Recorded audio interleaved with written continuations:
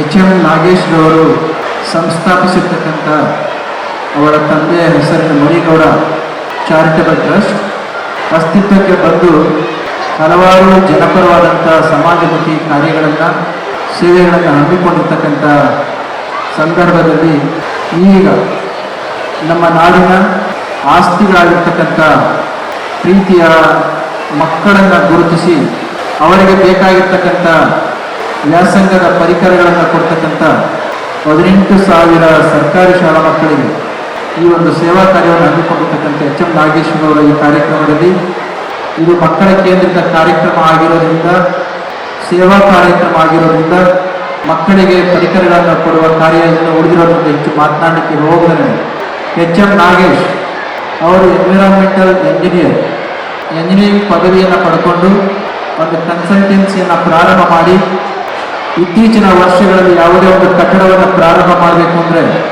Biodiversity ಜೀವ ವೈವಿಧ್ಯಕ್ಕೆ ತೊಂದರೆ ಆಗದ ರೀತಿಯಲ್ಲಿ ಕಟ್ಟಡಗಳ ನಿರ್ಮಾಣ ಆಗಬೇಕು, ಸೌಧಗಳ ನಿರ್ಮಾಣ ಆಗಬೇಕು. ಅದಕ್ಕೆ ಸರ್ಟಿಫಿಕೇಟ್ಸ್ಗಳನ್ನ ತಗೊಳ್ಬೇಕು ಅಂತಂದರೆ ತುಂಬ ಪ್ರಯಾಸದ ಕೆಲಸ. ಅದಕ್ಕೆ ಮಾರ್ಗದರ್ಶನವನ್ನು ಮಾಡಿ ಪರಿಸರಕ್ಕೂ ತೊಂದರೆ ಆಗಬಾರದು, ಅಭಿವೃದ್ಧಿಯ ನಿಟ್ಟಿನಲ್ಲಿ ಹೊರಟಿರ್ತಕ್ಕಂಥ ವ್ಯಕ್ತಿಗಳಿಗೂ ಸಂಸ್ಥೆಗಳಿಗೂ ತೊಂದರೆ ಆಗಬಾರದರ ಮಧ್ಯದಲ್ಲಿ ಒಂದು ಸೇತುವೆಯಾಗಿ ಬ್ರಿಡ್ಜ್ ಆಗಿ ಕೆಲಸ ಮಾಡ್ತಾ ಇರ್ತಕ್ಕಂಥವ್ರು ನಮ್ಮ ಎಚ್.ಎಂ. ನಾಗೇಶ್ ಅವರು. ಇಂತಹ ಒಂದು ಹೊತ್ತಿನಲ್ಲಿ ನಾಗೇಶ್ ತಾನು ದುಡಿದ ಹಣ, ತನ್ನಲ್ಲಿ ಬಂದಂಥ ಹಣವನ್ನು ಕೇವಲ ಸಂಸಾರಕ್ಕಷ್ಟೇ ಉಪಯೋಗಿಸಿದರೆ ಸಮಾಜದ ಸೇವೆಯನ್ನೂ ಕೂಡ ಮಾಡಬೇಕು ಅನ್ನೋ ಕಾರಣಕ್ಕೋಸ್ಕರ ತಂದೆ ಹೆಸರಿನಲ್ಲಿ ಪ್ರಾರಂಭಿಸಿದ ಚಾರಿಟಬಲ್ ಟ್ರಸ್ಟ್ ಹಲವಾರು ಸೇವಾ ಕಾರ್ಯಕ್ರಮಗಳನ್ನು ಮಾಡೋದ್ರ ಜೊತೆಯಲ್ಲಿ ಇವತ್ತು ಪ್ರತಿಭಾ ಪುರಸ್ಕಾರವನ್ನು ಮಾಡ್ತಕ್ಕಂಥದ್ದು, ಮಕ್ಕಳಿಗೆ ಸಾಮಗ್ರಿಗಳನ್ನು ಕೊಡುವ ಕಾರ್ಯಕ್ರಮ ಮಾಡಿದರೆ ತುಂಬ ಸಂತೋಷ. ಅವರ ಈ ಸೇವಾ ಕಾರ್ಯ ಬಹಳಷ್ಟು ಮುಂದುವರೆಯಲಿ.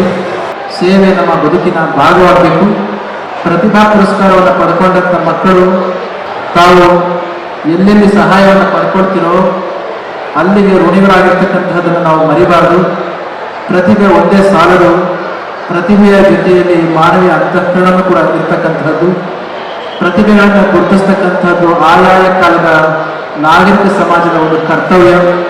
ಒಂದು ವೇಳೆ ಪ್ರತಿಭೆಗಳು ಆಂಟಿ ಸೋಷಿಯಲ್ ಎಲಿಮೆಂಟ್ಸ್ ಕೈನಲ್ಲಿ ಸಿಗಾಕೊಂಡದ್ದಾದರೆ, ಸಮಾಜ ವಿದ್ರೋಹಿ ವ್ಯಕ್ತಿಗಳ ಕಡೆ ಸಿಗಾಕೊಂಡದ್ದಾದರೆ ದೇಶ ನಷ್ಟವನ್ನು ಅನುಭವಿಸಬೇಕಾಗತ್ತೆ. ಅದಕ್ಕೆ ಆಯಾ ಕಾಲಕ್ಕೆ ಪ್ರತಿಭೆಗಳನ್ನು ಗುರುತಿಸಿ ಶಿಷ್ಟ ಸಮಾಜಕ್ಕೆ ಸ್ವಚ್ಛ ಸಮಾಜವನ್ನು ನಿರ್ಮಾಣ ಮಾಡಲಿಕ್ಕೋಸ್ಕರ ಸೇವಾ ಕಾರ್ಯಕ್ಕೆ ತೊಡಗಿಸಬೇಕು ಅಂತಂದರೆ ಅವರನ್ನು ಗುರುತಿಸ್ತಕ್ಕಂಥ ಕೆಲಸವನ್ನು ಮಾಡ್ತಕ್ಕಂಥದ್ದು ಅನಿವಾರ್ಯ. ಪ್ರತಿಭೆಗಳನ್ನು ಗುರುತಿಸುವ ರೀತಿಯಲ್ಲಿ ಸಮಾಜ ಗುರುತಿಸಿದ್ದಾದರೆ ಆ ಪ್ರತಿಭೆಗಳಿಂದ ಬಂದಂಥ ಶಕ್ತಿಯನ್ನು ಸಮಾಜವನ್ನು ಕಟ್ಟುವ ಕೈಂಕರ್ಯಕ್ಕೆ, ದೇಶವನ್ನು ಕಟ್ಟುವ ಕೈಂಕರ್ಯಕ್ಕೆ ತೊಡಗಲಿಕ್ಕೆ ಸಾಧ್ಯ ಆಗುತ್ತೆ. ಅದಕ್ಕಾಗಿ ಇವತ್ತು ಪ್ರತಿಭಾ ಪುರಸ್ಕಾರವನ್ನು ಕೂಡ ಜೊತೆಯಲ್ಲಿ ಮಾಡಿರ್ತಕ್ಕಂಥ ತುಂಬ ಸಂತೋಷ. ಇದು ಇಂದಿನ ಕರುನಾಡು ಟೈಮ್ಸ್ ರೌಂಡ್ಸ್ನ ವಿಶೇಷತೆ. ಮತ್ತಷ್ಟು ಸುದ್ದಿಗೆ ಕರುನಾಡು ಟೈಮ್ಸ್ ಡಿಜಿಟಲ್ ಮೀಡಿಯಾವನ್ನು ತಪ್ಪದೆ ವೀಕ್ಷಿಸಿ.